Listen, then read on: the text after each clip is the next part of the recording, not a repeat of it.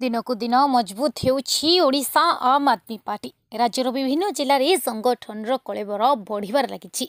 आज राजधानी भुवनेश्वर रे एकाम्र क्षेत्र में बहुकर्मी आनुष्ठानिक भाव में आम आदमी पार्टी रे सामिल होइछंती। राज्य मुख्य निशिकांत महापात्र उपस्थिति रे एकाम्र निर्वाचन मंडली बहु युवक एवं महिला दल में सामिल होइथिले। पार्टीर प्रथम पर्याय विधायक तालिका केवल उत्तर भुवनेश्वर प्रार्थी दि जाइथिबा बेले खूब शीघ्र एकाम्र मध्य एवं जयदेव प्रार्थी दियाजिबो बोली सूचना मिली। आज आम आदमी पार्टीर जो शिक्षा राजनीति, बिजुली पानी रोजगार राजनीति, लोक मानकर दैनंदिन जीवन को अधिक उन्नत करिवार राजनीति रे प्रभावित होई विश्वजित भाई नेतृत्व रे एकाम्र निर्वाचन मंडल प्राय शताधिक युव वर्ग बुद्धिजीवी आज आम आदमी पार्टी रे सामिल होइछथि।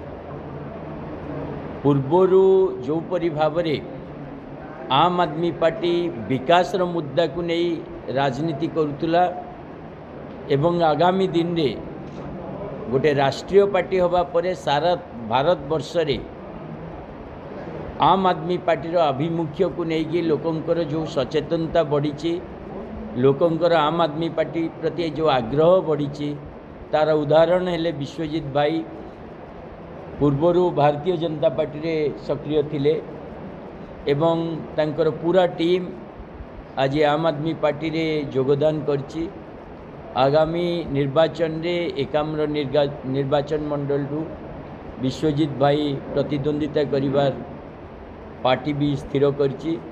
तेणु आम मैंने आशा करुचु जो परि भाव में आम आदमी पार्टीर संगठन आउ जो नूतन युवा शक्ति समस्ते मिलित भाव में गोटे मजबूत विकल्प दवापाई एकाम्र निर्वाचन मंडल रे प्रयास करिवु एवं लोक मानकर जो ग्रहणीयता रही, लोक मानकर जो आशीर्वाद रही ताकू नहीं आगामी दिन में सफल हो बोली लक्ष्य रखिछु। आम विश्वास रही भुवनेश्वर जनसाधारण ए काम राजनीति को ग्रहण करिवे एवं आम मानू सेवा करिवार सुजोग देवे। एथिरे निर्वाचन आम पाई गोटे बड़ प्रश्न नुहे जे बाजीमात करिवार प्रश्न।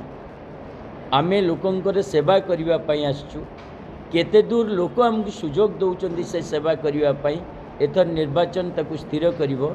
कारण आमे युव प्रार्थी मानू देइचु आमर आम आदमी पार्टीर विचार रे लोक मानकर जो काम ताकू नहीं आगु को बढ़िया पाई आमे लोक मानकर अनुमति चाहिछु।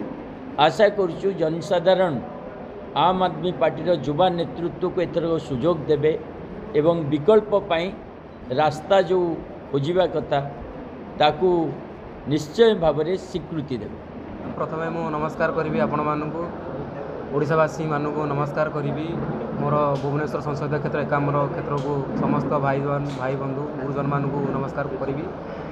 एक्चुअली आज्ञा जो अन्याय होउची भारतीय जनता पार्टी कहतु बा बीजेडी कहतु जहाँ कांग्रेस कहतु जो अन्याय दल में चली आमर यही अन्यायटा मु देखिली जे आम आदमी पार्टी से अन्याय ना एथे युवपीढ़ी मानू आज्ञा सुजोग दि जाऊँगी, युवपीढ़ी मानू आगू जीवार प्रयास शिखा जाऊँगी।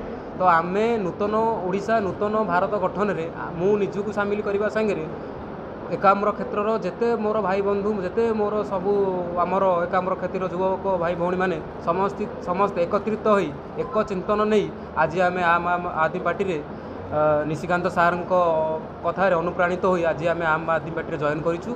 और आमे चाहूँ आगामी दिन में आमर एकाम्रवासी मैंने आमको बहुत भल पाइबा देवे, सहयोग करेंगे एवं यही राजनीति रे निश्चिंत परिवर्तन आणवे। आउ सब लोक मान पाखे यही कथाटी भी कहे उपस्थापन करे कि आमे राजनीति करूँ आम नुह आपण मानी आम राजनीति क्षेत्र को आसुचु कि आपण मानकर स्वर आमर स्वर ही गुंजित उठिबो सारा ओडिशा रे सारा भुवनेश्वर क्षेत्र में सारा दिल्ली दरबार रे आपणकर भल पाइबा मोर एकांत आवश्यक। दिज जाक जब आम एका सांगे कंपेयर करवा तू मे दिज आपण आगे पब्लिश न कले भी भीतर भी तांकर मेंट सरकार जो तांकर प्लानिंग थिला से मेंट न कले भी मेंट हिसाब से माने अछंती लोक जानिबा हिसाब से आम मेंट now.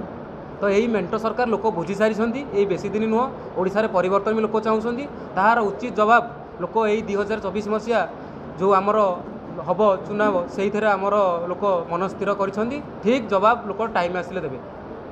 Bureau report prime TV Odisha.